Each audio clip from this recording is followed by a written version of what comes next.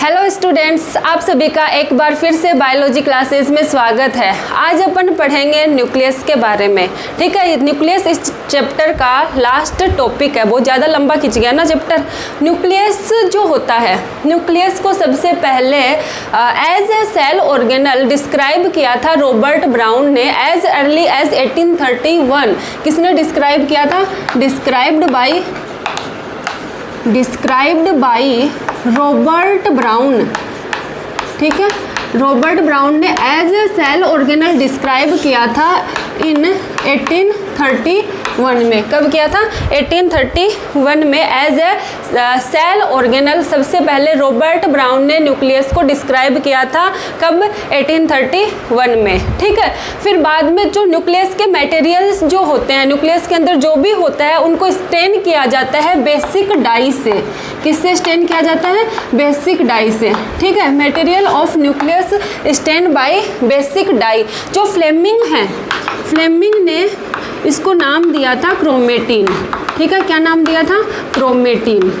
Chromatin word given by Flemming. Flemming ने क्या word दिया था? क्रोमेटिन वर्ड दिया था। ठीक है, अब देखो जितनी भी सेल होती है, जनरली जितनी भी सेल होती हैं उनमें वन न्यूक्लियस प्रेजेंट रहता है। जनरली सेल कैसी होती है?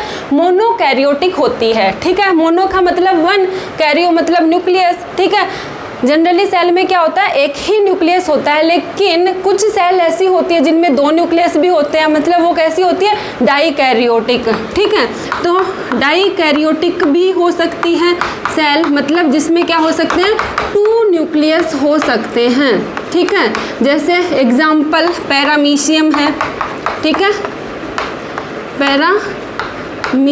पैरामीशियम के अंदर कितने न्यूक्लियस होते हैं? दो न्यूक्लियस होते हैं, एक माइक्रो न्यूक्लियस, एक मैक्रो न्यूक्लियस। ठीक है, कुछ सेल ऐसी होती है जो एन्यूक्लिएटेड होती है। एन्यूक्लिएटेड मतलब उनमें न्यूक्लियस नहीं होता। ठीक है, जैसे मेमेलियन आरबीसी है।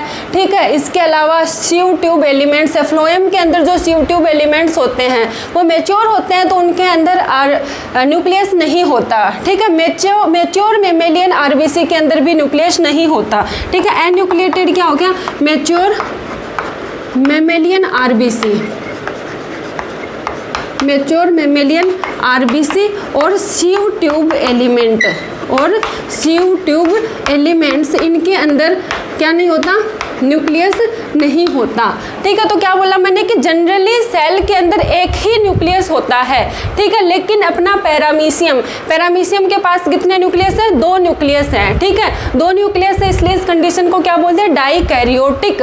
ठीक है, जो मेच्योर मेमेलियन आरबीसी है, सारे मेमल्स में जैसे कैमल है, लामा है, उनके आरबीसी के अंदर न्यूक्लियस होता है, लेकिन मोस्ट ऑफ मेमल्स की आरबीसी के अंदर जब वो मेच्योर हो जाती है तब उसमें न्यूक्लियस नहीं होता है, वो एन्यूक्लिएटेड होती है। सीव ट्यूब एलिमेंट्स भी क्या होते हैं? एन्यूक्लिएटेड होते हैं। ठीक है, अब अपन बात करें स्ट्रक्चर की, न्यूक्लियस के स्ट्रक्चर की बात करें। ठीक है, तो न्यूक्लियस के स्ट्रक्चर में क्या क्या होता है? सबसे पहले न्यूक्लियर एनवेलप होता है। Nuclear envelope. ठीक है, इसके अलावा न्यूक्लियोप्लाज्म होता है। ठीक है, न्यूक्लियोप्लाज्म के अलावा होता है न्यूक्लियोलस होता है। ठीक है, इसके अलावा क्रोमेटिन फाइबर्स होते हैं, या फिर बोल सकते हैं क्रोमोजोम्स होते हैं। ठीक है, क्या होते हैं? क्रोमोजोम्स। ठीक है, अगर अपन न्यूक्लियस की स्टडी करें, न्यूक्लियस के स्ट्रक्चर की बात करें, तो सबसे बाहर की तरफ क्या होता है?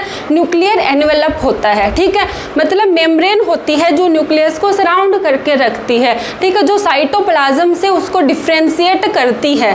ठीक है, तो न्यूक्लियस क्या होता है? डबल मेम्ब्रेन बाउंड स्ट्रक्चर होती है, double membrane bound cell organelle है। ठीक है, इसमें क्या होती है? डबल मेम्ब्रेन होती है, डबल मेम्ब्रेन होती है। एक होती है आउटर न्यूक्लियर मेम्ब्रेन और एक होती है इनर न्यूक्लियर मेम्ब्रेन। जैसे ये न्यूक्लियस है, ठीक है, इसमें ये तो हो गई आउटर मेम्ब्रेन और ये हो गई इनर मेम्ब्रेन।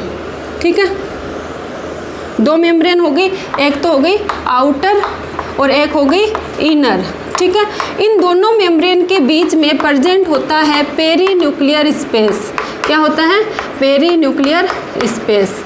ठीक है, जो आउटर मेम्ब्रेन होती है वो कंटिन्यूअस हो सकती है एंडोप्लाज्मिक रेटिकुलम के साथ। जैसे एंडोप्लाज्मिक रेटिकुलम है ये, तो ये कंटिन्यूअस होती है एंडोप्लाज्मिक रेटिकुलम के साथ, और इसकी सरफेस पे राइबोसोम प्रेजेंट हो सकते हैं। ठीक है, तो मैं बोल सकती हूँ कि आउटर मेम्ब्रेन जो है वो स्मूथ भी हो सकती है और रफ भी हो सकती है। अगर उसके ऊपर एंडोप्लाज्मिक रेटिकुलम, अगर उसके ऊपर राइबोसोम प्रेजेंट है तब तो वो कैसी होगी, रफ होगी। अगर राइबोसोम नहीं प्रेजेंट है तो क्या होगी, स्मूथ होगी। लेकिन जो इनर मेम्ब्रेन होती है ना, इनर मेम्ब्रेन हमेशा स्मूथ होती है। कैसी होती है, स्मूथ होती है। ठीक है, आउटर मेम्ब्रेन रफ भी हो सकती है और स्मूथ भी हो सकती है, लेकिन इनर मेम्ब्रेन हमेशा क्या होती है, स्मूथ होती है। ठीक है, कुछ जगह पे दोनों मेम्ब्रेन एक दूसरे से इंटरप्ट हो जाती है। ठीक है, इंटीग्रेटेड हो जाती है और एक स्ट्रक्चर बनाती है जिसको बोलते हैं न्यूक्लियर पोर। क्या बोलते हैं, न्यूक्लियर पोर। ठीक है, न्यूक्लियर पोर क्या करते हैं, कोई भी मतलब जैसे आरएनए है, ठीक है, प्रोटीन है, इनको साइटोप्लाज्म से न्यूक्लियस की तरफ और न्यूक्लियस से साइटोप्लाज्म की तरफ भेजने का काम करते हैं। मतलब कोई भी मटेरियल को पास करने में हेल्प करते हैं। आरएनए, प्रोटीन, इनको साइटोप्लाज्म से न्यूक्लियस के अंदर और न्यूक्लियस से साइटोप्लाज्म के अंदर पास करने का काम करता है कौन, न्यूक्लियर पोर। ठीक है, फिर आता है न्यूक्लियोप्लाज्म। न्यूक्लियोप्लाज्म, इसके अंदर जेली लाइक सब्सटेंस होता है, कोलोइडल होता है। ठीक है, कोलोइडल जेली लाइक सब्सटेंस होता है जिसको क्या बोलती हैं, न्यूक्लियोप्लाज्म। न्यूक्लियोप्लाज्म के अंदर ही प्रेजेंट रहती है न्यूक्लियोलस। क्या प्रेजेंट रहती है, न्यूक्लियोलस। अगर अपन बात करें न्यूक्लियोलस की, तो nucleolus non membrane bound structure है। क्या है, नॉन मेम्ब्रेन बाउंड, मतलब ये किसी भी मेम्ब्रेन से सराउंड नहीं है। न्यूक्लियोलस किसी भी मेम्ब्रेन से सराउंड नहीं होती है। ठीक है, नॉन मेम्ब्रेन बाउंड स्ट्रक्चर होती है। न्यूक्लियोलस का काम होता है कि ये राइबोसोमल आरएनए का फॉर्मेशन करती है, आरएनए का फॉर्मेशन करती है। ठीक है, तो इसको अपन बोल सकते हैं जो राइबोसोम होता है उसकी फैक्ट्री होती है न्यूक्लियोसोम। न्यूक्लियोलस क्या है, राइबोसोम की फैक्ट्री है। क्यों है, क्योंकि राइबोसोमल आरएनए या फिर आरएनए का फॉर्मेशन करती है कौन, न्यूक्लियोलस। ठीक है, इसके बाद में अपन आते हैं क्रोमेटिन फाइबर। ये जो न्यूक्लियस होता है ना, इस न्यूक्लियस के अंदर ऐसे डीएनए और हिस्टोन प्रोटीन के बने फाइबर्स प्रेजेंट रहते हैं। ठीक है, किसके बने हुए, डीएनए और हिस्टोन प्रोटीन के बने हुए फाइबर्स प्रेजेंट रहते हैं जिनको क्रोमेटिन फाइबर बोलते हैं। किससे बने हैं, डीएनए से बने हैं और हिस्टोन प्रोटीन से बने हैं। ठीक है, कुछ अमाउंट में इनमें आरएनए भी हो सकता है, नॉन हिस्टोन प्रोटीन भी हो सकता है, लेकिन मेनली इनमें क्या होता है, डीएनए और हिस्टोन प्रोटीन। ठीक है, हिस्टोन प्रोटीन पैकेजिंग में हेल्प करती है डीएनए के। ठीक है, अब ये जो क्रोमेटिन फाइबर है, जब सेल डिवीजन होता है ड्यूरिंग सेल साइकिल, जब सेल साइकिल होता है तो उसकी अलग अलग स्टेज आती है, इंटरफेज है, प्रोफेज है, मेटाफेज है, एनाफेज है, टीलोफेज है। ठीक है, जैसे जैसे सेल साइकिल आगे को बढ़ेगा वैसे वैसे ये जो क्रोमेटिन फाइबर है ये कंडेंस्ड होना स्टार्ट हो जाएंगे। क्या होना स्टार्ट हो जाएंगे, कंडेंस्ड होना स्टार्ट हो जाएंगे। और इनकी जो हाईली कंडेंस्ड फॉर्म है क्रोमेटिन फाइबर की, उनको बोल देंगे क्रोमोजोम। क्या बोल देंगे, क्रोमोजोम। क्रोमोजोम क्या होते हैं, हाईली कंडेंस्ड क्रोमेटिन फाइबर, जिनको अपन ने क्या बोल दिया, क्रोमोजोम बोल दिया। ठीक है, अब अपन बात करते हैं क्रोमोजोम की। ठीक है, किसके बारे में डिस्कस करना है, अब अपने को क्रोमोजोम के बारे में डिस्कस करना है। इतनी बात समझ में आई ना, इसमें मैंने क्या बताया, सबसे बाहर की तरफ न्यूक्लियर एनवेलप है, दो मेम्ब्रेन है, आउटर मेम्ब्रेन, इनर मेम्ब्रेन, दोनों फ्यूज हो जाती हैं, उस जगह पे न्यूक्लियर पोर बन जाता है। न्यूक्लियर पोर क्या करता है, आरएनए और प्रोटीन को दोनों तरफ मूवमेंट करवाता है, न्यूक्लियस से साइटोप्लाज्म में और साइटोप्लाज्म से न्यूक्लियस में भी मूवमेंट करवाता है। ठीक है, इसके अलावा nucleoplasm jelly like colloidal substance होता है।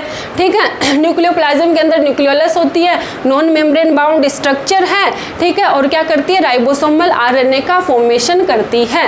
ठीक है, अब अपन बात करते हैं क्रोमोजोम की। किसकी, क्रोमोजोम। क्रोमोजोम बताया मैंने क्या होता है, condensed form of chromatin fibre. ठीक है, क्रोमोजोम जो होता है ना, क्रोमोजोम में एक स्ट्रक्चर होती है जिसमें क्रोमेटिड जुड़े रहते हैं। देखो ऐसे, ये एक क्रोमेटिड हो गया और ये एक क्रोमेटिड हो गया। ठीक है, दो क्रोमेटिड हैं। ठीक है, ये एक क्रोमोजोम है। क्रोमोजोम में ये जगह जहाँ पे क्रोमेटिड की जो आर्म है वो जुड़ रही है, ठीक है, जहाँ पे इसकी आर्म्स जुड़ रही हैं उसको क्या बोल दिया, सेंट्रोमियर। इसको अपन बोल देंगे सेंट्रोमियर, ठीक है, जहाँ पे क्रोमेटिड आपस में जुड़ते हैं उस जगह को क्या बोल दिया, सेंट्रोमियर, ठीक है। और ये एक पार्ट क्या हो गया, क्रोमेटिड, क्या हो गया, क्रोमेटिड, ठीक है। तो एक क्रोमोजोम में कितने क्रोमेटिड हो गए, एक क्रोमेटिड ये हो गया और एक क्रोमेटिड ये हो गया, 2 क्रोमेटिड हो गए। तो एक ही क्रोमोजोम के 2 क्रोमेटिड को आपस में बोलते हैं सिस्टर क्रोमेटिड। क्या बोलेंगे, सिस्टर क्रोमेटिड। और अलग अलग क्रोमोजोम, जैसे एक क्रोमोजोम ये है, एक क्रोमोजोम मैं ये बना देती हूँ, ठीक है। तो इस क्रोमोजोम का एक क्रोमेटिड और इस क्रोमोजोम का क्रोमेटिड, इन दोनों को आपस में बोलेंगे नॉन सिस्टर क्रोमेटिड। क्या बोलेंगे, नॉन सिस्टर क्रोमेटिड, ठीक है। एक ही क्रोमोजोम के 2 क्रोमेटिड क्या हो गए, सिस्टर क्रोमेटिड। 2 अलग अलग क्रोमोजोम के क्रोमेटिड क्या हो गए, नॉन सिस्टर क्रोमेटिड हो गए, ठीक है। एक तो सेंट्रोमियर, सेंट्रोमियर के पास में एक डिस्क शेप्ड स्ट्रक्चर होती है। क्या होती है, डिस्क शेप्ड स्ट्रक्चर, जिसको बोला जाता है काइनेटोकोर। क्या बोलेंगे इसको, काइनेटोकोर बोलेंगे, ठीक है। क्या बोलेंगे, काइनेटोकोर। काइनेटोकोर क्या होता है, इस यहाँ से क्वेश्चन पूछा जाता है कि जो जब सेल डिवीजन होता है तो क्रोमोजोम के पास में, क्रोमोजोम के ऊपर स्पिंडल फाइबर आके अटैच होते हैं, ठीक है। वो स्पिंडल फाइबर कहाँ पे अटैच होते हैं, सेंट्रोमियर पे होते हैं, काइनेटोकोर पे होते हैं, कहाँ पे होते हैं, तो क्या बताओगे, काइनेटोकोर पे, ठीक है। स्पिंडल फाइबर किससे जुड़ते हैं, काइनेटोकोर से जुड़ते हैं, ठीक है। अब देखो ये जो क्रोमोजोम है ना, इसका सेंट्रोमियर के पास वाला जो जगह है वो क्या है, थोड़ी नैरो है, उस जगह को बोल देते हैं प्राइमरी कॉन्स्ट्रिक्शन। क्या बोलते हैं, प्राइमरी कॉन्स्ट्रिक्शन बोल देते हैं, ठीक है। कुछ क्रोमोजोम ऐसे होते हैं जिनके अंदर एक और कॉन्स्ट्रिक्शन होता है जिसको बोलते हैं सेकेंडरी कॉन्स्ट्रिक्शन। क्या बोलते हैं, सेकेंडरी कॉन्स्ट्रिक्शन, या फिर इसको बोल देते हैं NOR रीजन, ठीक है। क्या बोल देते हैं, NOR रीजन या फिर सेकेंडरी कॉन्स्ट्रिक्शन बोल दिया जाता है, ठीक है। NOR रीजन या फिर सेकेंडरी कॉन्स्ट्रिक्शन बोल दिया जाता है, ठीक है।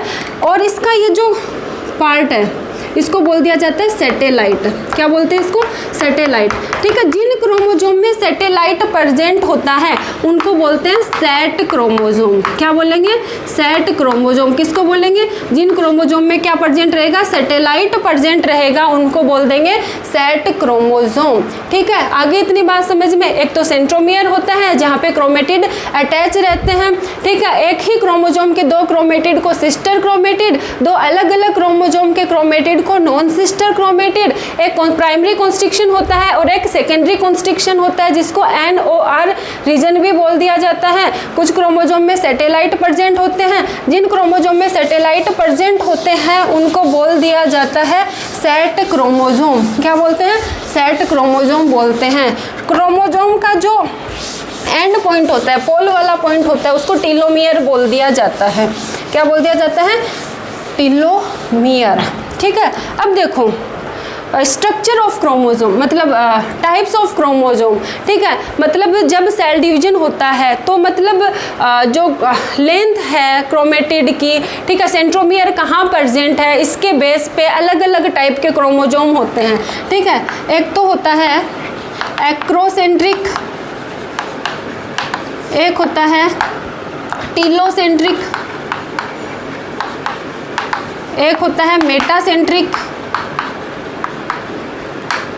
और एक होता है सब मेटासेंट्रिक। क्या होता है, सब मेटासेंट्रिक। किसके बेस पे, कि जो सेंट्रोमियर है, सेंट्रोमियर की क्या पोजीशन है, सेंट्रोमियर कहाँ पे प्रेजेंट है, इसके बेस पे क्रोमोजोम अलग अलग टाइप के एक्रोसेंट्रिक, टीलोसेंट्रिक, मेटासेंट्रिक एंड सब मेटासेंट्रिक। एक्रोसेंट्रिक क्या है, जैसे ये क्रोमोजोम है, ठीक है, ये क्या है, एक क्रोमोजोम है, ठीक है। इस क्रोमोजोम में जो सेंट्रोमियर है वो जो पोल होता है, पोल से थोड़ा सा नीचे प्रेजेंट रहता है, इसको बोलते हैं एक्रोसेंट्रिक।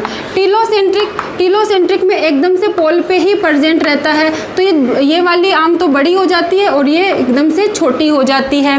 मेटासेंट्रिक में सेंट्रोमियर एकदम से मिड में प्रेजेंट रहता है। कहाँ पे प्रेजेंट रहता है? मिड में प्रेजेंट रहता है, तो दोनों आर्म क्या होती है? सेम होती है।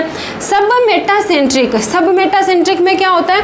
मिडल से थोड़ा सा नीचे प्रेजेंट रहता है, जैसे ये क्रोमोसोम है, ठीक है, मिड में प्रेजेंट होना चाहिए था लेकिन मिड से थोड़ा सा नीचे प्रेजेंट होता है, तो एक आर्म तो बड़ी हो जाती है और एक छोटी हो जाती है, तो ये एल शेप बन जाता है, ठीक है। मेटासेंट्रिक में बिल्कुल सेंटर में प्रेजेंट है, तो दोनों आर्म क्या होती है? सेम होती है और ये वी शेप बनता है जब क्रोमोसोम मूव करते हैं उस टाइम पे। टीलोसेंट्रिक में ये बन जाता है जे शेप और इसमें बन जाता है, टीलोसेंट्रिक में बनता है आई शेप और इसमें बनता है जे शेप, ठीक है।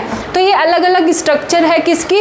क्रोमोसोम की। क्रोमोसोम जो होते हैं उसमें क्या है? डीएनए है, और डीएनए क्या है? जेनेटिक मटेरियल है, ठीक है। तो क्रोमोसोम क्या करते हैं? हेरिडिटी को कंट्रोल करते हैं, मतलब जो भी पेरेंट्स के कैरेक्टर है उसको प्रोजेनी में के अंदर ले जाने का काम करते हैं, ठीक है। आगे इतनी बात समझ में, तो ये अपना चैप्टर खत्म हुआ क्या? Cell structure and organelle.